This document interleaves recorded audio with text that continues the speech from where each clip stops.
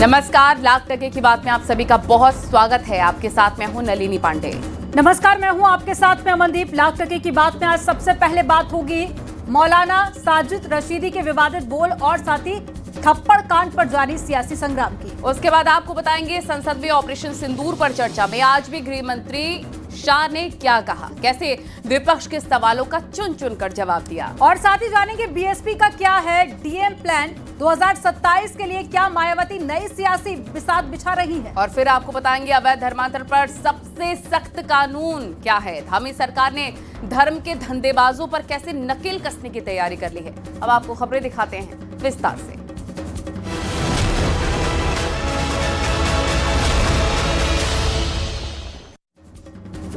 डिंपल यादव पर विवादित बयान देना मौलाना साजिद रशीदी को महंगा पड़ गया। नोएडा में कुछ लोगों ने एक टीवी डिबेट के दौरान उनकी पिटाई कर दी और इस मामले में मौलाना साजिद रशीदी ने एफआईआर भी दर्ज करवा दी है, लेकिन सियासत इस पर थमने का नाम ले नहीं रही है।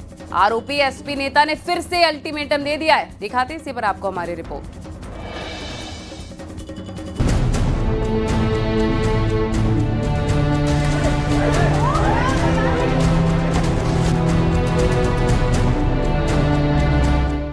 मौलाना साजिद रशीदी की पिटाई का ये वीडियो वायरल है। समाजवादी पार्टी की सांसद डिंपल यादव के खिलाफ आपत्तिजनक बयान से गुस्साए समर्थकों ने उनकी पिटाई कर दी।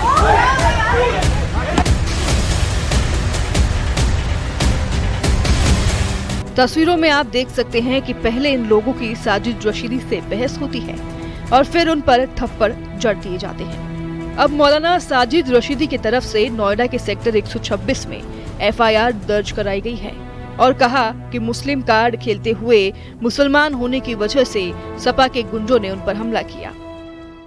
सवाल ये है कि इनको कौन अथॉरिटी देता है, इन पर पकड़ क्यों नहीं होती, इनसे क्यों माफी नहीं मंगवाई जाती, इनसे इनके खिलाफ कार्रवाई क्यों नहीं होती?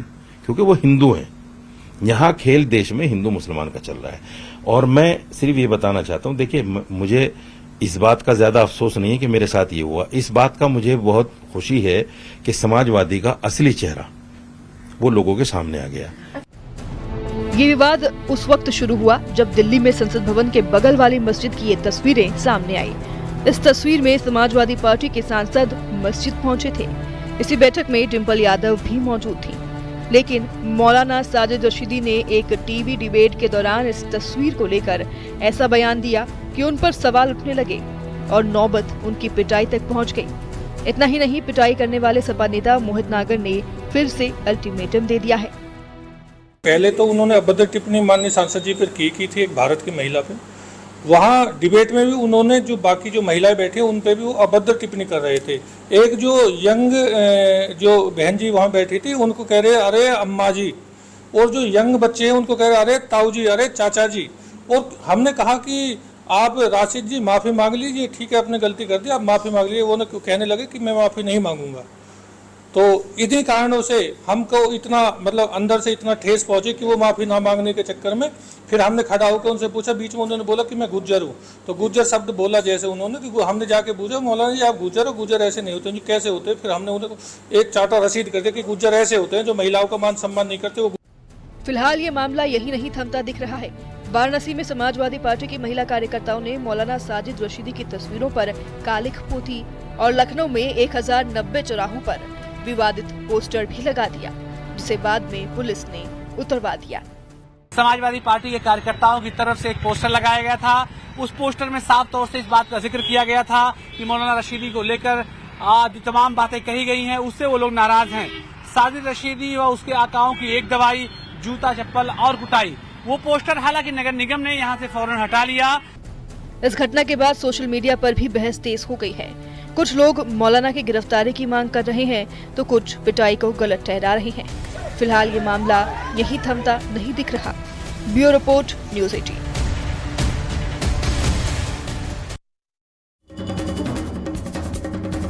और उधर साजिद रशीदी के विवादित बयान और ऑन कैमरे पर पिटाई के मामले में सियासत थमने का नाम नहीं ले रही है। एसपी और कांग्रेस बीजेपी पर आरोप लगा रही है तो मंत्री राजभर अखिलेश यादव पर तंज कस रहे हैं। तो कहते हैं समाजवादी पार्टी बहुत मसीहा है मुसलमानों की। ने अभी हम एक वीडियो देख रहे थे इस समय मौलाना का बयान बड़ी चर्चा में है। अब बताओ, पत्नी के साथ नहीं खड़े हैं अखिलेश जी, और हम क्या कहें? मतलब जो अभद्र टिप्पणी किया वो व्यक्ति, हम उसकी निंदा करते हैं, उसको नहीं ऐसे कहना चाहिए।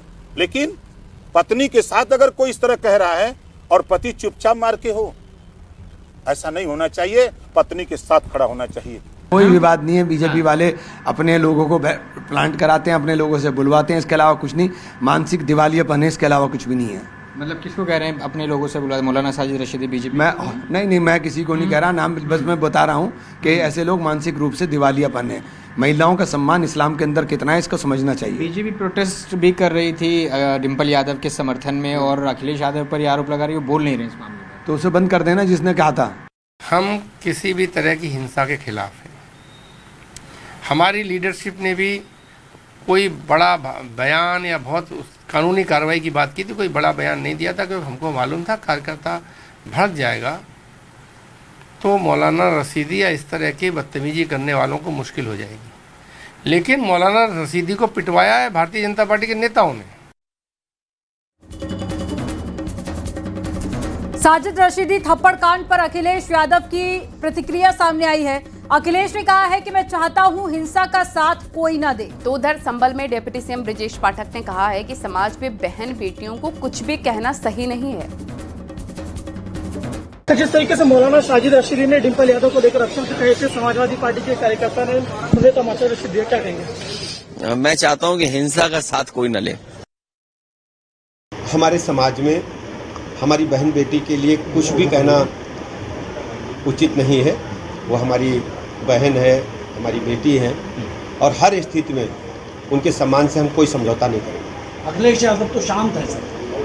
हमको इस प्रकरण को इतना ही कहना चाहिए, यह हमारी बहन बेटी से जुड़ा है, इस पर हमें इस विषय को आगे नहीं बढ़ाना। तो डिंपल पर अभद्र टिप्पणी पर बोले मौलाना साजिद रशीदी, मेरे शब्द को लोगों ने अन्यथा ले लिया, मैं माफी मांगने को तैयार हूं। हमारे यहाँ गांव देहात में इसी तरह के शब्द बोले जाते हैं। क्या मेरे माफी मांगने से इकरा हसन पर टिप्पणी साफ हो जाएगी?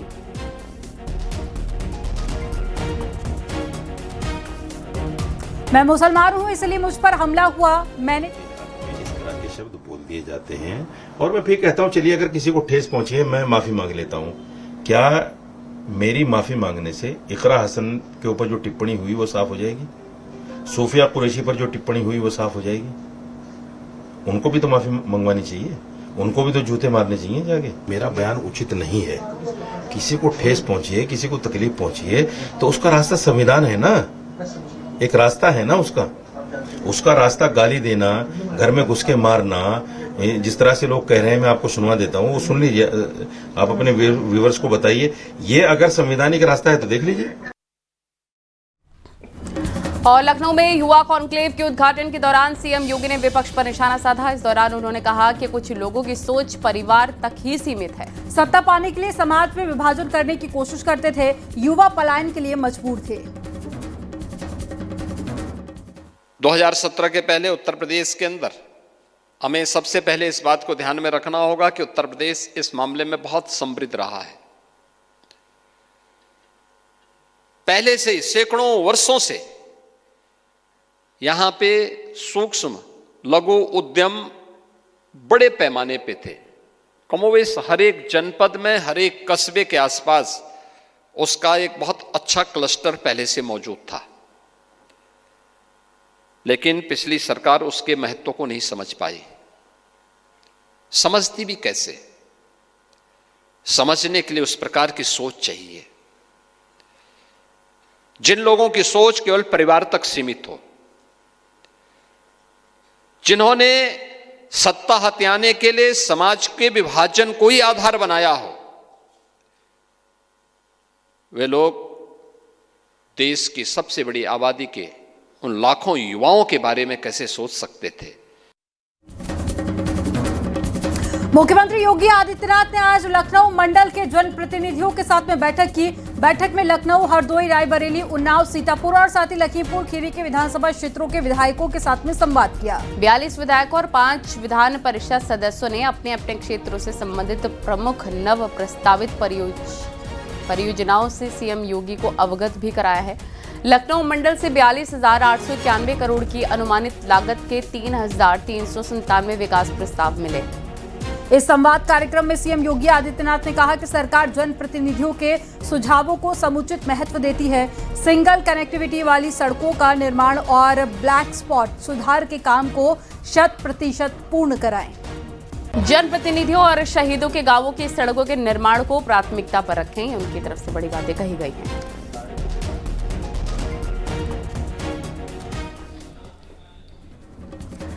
और राज्यसभा में ऑपरेशन सिंदूर पर महाचर्चा के लिए केंद्रीय गृह मंत्री अमित शाह जब जवाब देने पहुंचे तो कांग्रेस ने हंगामा करते हुए पीएम मोदी को बुलाने की मांग की और सदन से वॉकआउट कर दिया। इस पर गृह मंत्री ने कटाक्ष करते हुए करारा जवाब दिया। यही नहीं, गृह मंत्री ने आतंकियों के एनकाउंटर की टाइमिंग पर सवाल उठाने वालों को भी गृह मंत्री ने चुन चुनकर जवाब दिया है। कहा है कि और कितना जिंदा रखना चाहते हो, इसके लिए आप मुहूर्त पूछते हो।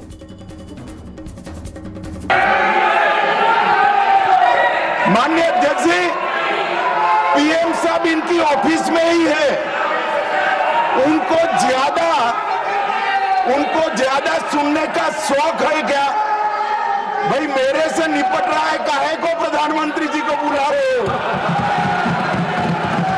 और तकलीफ होगी। देखिए मान्यवर, देश भर से मुझे बहुत एसएमएस आए थे, विशेषकर जो मारे गए थे उनके परिजनों का, इनके सर में गोली मारिएगा, जब भी मारे तब। तीनों के एनकाउंटर के वक्त तीनों के सर में ही गोली लगा है। कोई कहता है कि आज ही क्यों मारे गए? अब देखिए साहब, भाई कितना जिंदा रखना चाहते हो? मैं भी पूछता हूं आज क्यों मारे गए? मैं तो दूसरी सेकंड मार देना चाहता था, मगर इतना सरल नहीं है।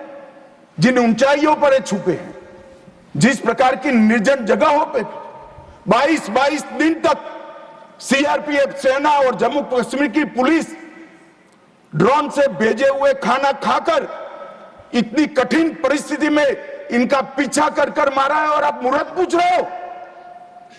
क्यों नहीं मानना है आज?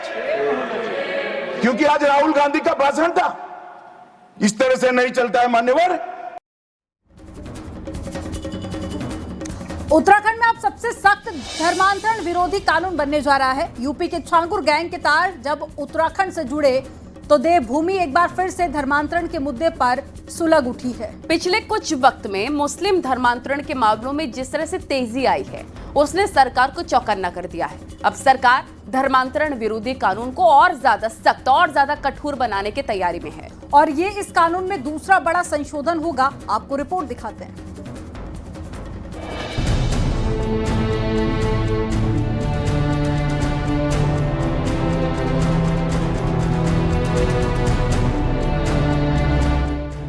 उत्तराखंड में धर्मांतरण कोई नया मुद्दा नहीं है, लेकिन अब इसका तरीका और रणनीति दोनों बदल चुके हैं। जहां पहले ईसाई मिशनरी दलित और कमजोर तबकों को टारगेट करते थे, वहीं अब मुस्लिम धर्मांतरण का नेटवर्क तेजी से पैर पसार रहा है।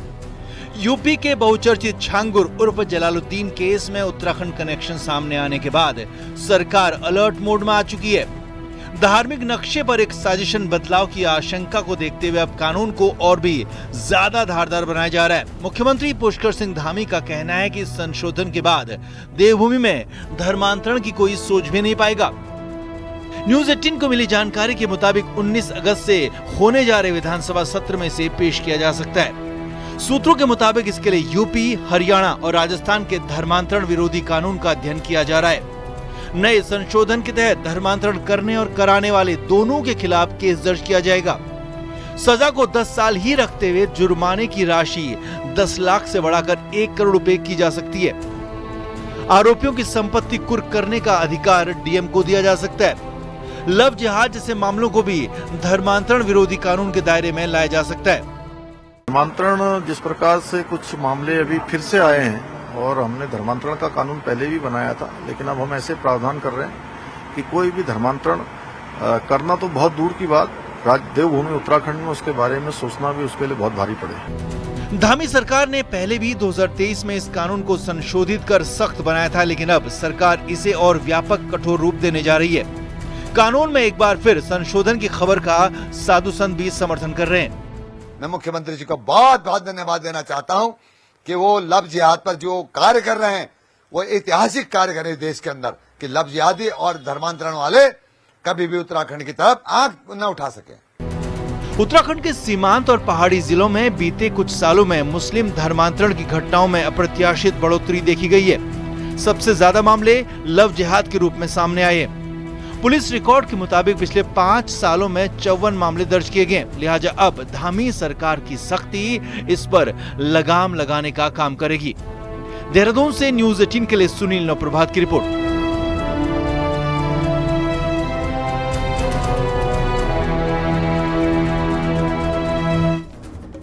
और यूपी में जनगणना 2027 की तैयारियां जोरों पर शुरू हो गई हैं। प्रदेश में 1 फरवरी से 28 फरवरी 2027 तक जनगणना होगी। जनगणना का फॉर्मूला तय कर लिया गया है। अधिकारियों की जिम्मेदारी भी तय कर दी गई है। किसको क्या जिम्मेदारी मिली है, आपको रिपोर्ट में दिखाते हैं।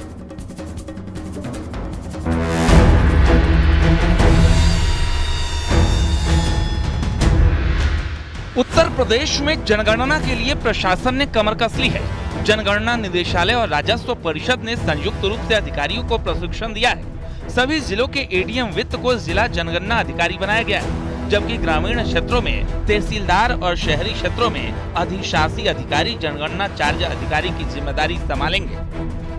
ये स्वागत योग्य है कि इनका प्रशिक्षण इस तरह से होना चाहिए कि जो डाटा भारत सरकार जनगणना के माध्यम से संकलित करना चाहती है वो सम्यक रूप से वो संकलित हो, ताकि उसी के आधार पर देश की विकास की योजनाएं बनती हैं। जनगणना का फॉर्मूला साफ है, जो जहां है वही गिना जाएगा, चाहे कोई जेल में हो, मानसिक अस्पताल में हो या फिर अपने घर में, हर व्यक्ति की गिनती उसी स्थान पर होगी। इसके लिए जनगणना कर्मी हर गांव और मोहल्ले में जाकर लोगों का ब्यौरा जुटाएंगे। अभी जो सरकार ने निर्देश दिए हैं कि जो जहां है वहीं उसकी वहीं उसकी जनगणना होगी, यानी वो अपने सेंसस में उसका रिकॉर्ड वहीं से मेंटेन हो जाएगा। अगर कोई व्यक्ति मान लीजिए किसी दूसरे शहर का है और लखनऊ में रह रहा है तो उसकी लखनऊ में गणना होगी। अगर कोई गोरखपुर का व्यक्ति है और दिल्ली में रह रहा है तो दिल्ली में उसकी गणना हो जाएगी। प्रदेश में जनगणना की निगरानी के लिए जिलों में डीएम को नोडल अधिकारी बनाया गया है। नगर निगम क्षेत्रों में ये जिम्मेदारी नगर आयुक्तों के कंधों पर होगी। जहां नगर निगम नहीं है वहां डीएम ही शहरी और ग्रामीण दोनों क्षेत्रों के लिए नोडल अफसर होंगे। 31 दिसंबर 2025 तक प्रदेश के सभी परिवारों का चिन्हांकन पूरा कर लिया जाएगा। साथ ही जनगणना कर्मियों की ड्यूटी भी तय हो जाएगी। अधिकारियों को वीडियो कॉन्फ्रेंसिंग के जरिए नियमों और प्रक्रिया की विस्तृत जानकारी दी गई है, ताकि गणना में कोई चूक न हो। उत्तर प्रदेश सरकार जनगणना को लेकर काफ़ी गंभीर है और लगातार जनगणना बेहतर तरीके से उत्तर प्रदेश में की जाए उसकी तैयारी पहले से ही शुरू कर चुकी है। कैमरामैन मनोज शाही के साथ संकेत मिश्रा, न्यूज़ 18 लखनऊ। और आखिर दलित और मुसलमान पर फोकस क्यों कर रही है बहुजन समाज पार्टी? विधानसभा वार नियुक्त हो रहे संयोजकों में मुसलमान और दलित समीकरण क्यों साधा जा रहा है? 2027 के लिए क्या मायावती नई सियासी बिसात बिछा रही है? क्या दलित, ब्राह्मण और मुस्लिम नारे से बाहर निकलकर बीएसपी सिर्फ दलित मुस्लिम समीकरण पर फोकस कर रही है?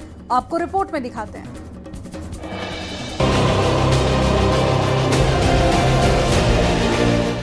राजधानी लखनऊ की 8 विधानसभा सीटों समेत उत्तर प्रदेश की कई विधानसभा सीटों पर बहुजन समाज पार्टी ने जिन संयोजकों को नियुक्त किया है, या तो वह दलित हैं या फिर मुसलमान। अब सभी के दिमाग में सवाल ये आने लगा है कि आखिर बहुजन समाज पार्टी की मुखिया मायावती ऐसा फैसला क्यों ले रही हैं?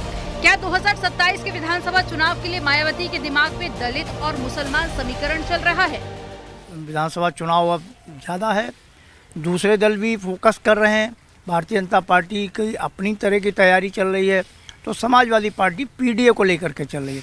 इन हालात में बहुजन समाज पार्टी को भी लगता है कि जो उनका आधार वोट है उस वोट को सहेज के रखना, दलित वोट को और मुस्लिमों को जोड़ करके एक गठबंधन बनाने की बात है। वहीं दूसरी तरफ समाजवादी पार्टी भी पीडीए के फॉर्मूले पर ही चल रही है। एसपी का कहना है कि वे अपना काम कर रहे हैं, हम अपना काम कर रहे हैं। बहुजन समाज पार्टी की अपनी पार्टी है, उनका अपना स्ट्रक्चर, उनकी अपनी रणनीति है। वो अपना काम कर रहे हैं, हम अपना काम कर रहे हैं। हम उनकी पार्टी के आंतरिक मामलों में क्यों पड़ेंगे? हमको हम कार्य से जिन लोगों की भावनाएं जुड़ी हैं और जो हमारी विचारधारा है, जिसमें पीड़ित, शोषित, वंचित वर्ग को पूरा सामाजिक न्याय दिलाना। बहुजन समाज पार्टी के सामने नई चुनौतियां आ रही हैं। ऐसे में अगर मुसलमान और दलित वोट बैंक पर उसका दावा पुख्ता होता है तो इसका नुकसान समाजवादी पार्टी को उठाना पड़ सकता है। 2027 के चुनाव के मद्देनजर बहुजन समाज पार्टी अपने संयोजकों के नामों का ऐलान कर रही है, लेकिन इसमें सबसे अहम खास बात यह है कि मुसलमान और दलित बिरादरी के लोगों की तादाद ज़्यादा है। ऐसे में देखने वाली बात है कि अब बहुजन समाज पार्टी इस बार चुनाव में पूरी तरह से दलित और मुसलमानों पर अपना दाव पेश करने जा रही है। उधर दूसरी तरफ समाजवादी पार्टी भी पीडीए के नारे के साथ दलित बिरादरी और मुसलमानों पर अपना दावा ठोक रही है। ऐसे में अगर वोट बैंक बढ़ता है तो क्या उसका सीधा लाभ भारतीय जनता पार्टी को मिलेगा? कैमरा पर्सन उपेंद्र के साथ अलाउद्दीन, न्यूज़ 18 लखनऊ। और यहाँ पर वक्त हो गया एक छोटे से ब्रेक का। खबरें लगातार जारी हैं।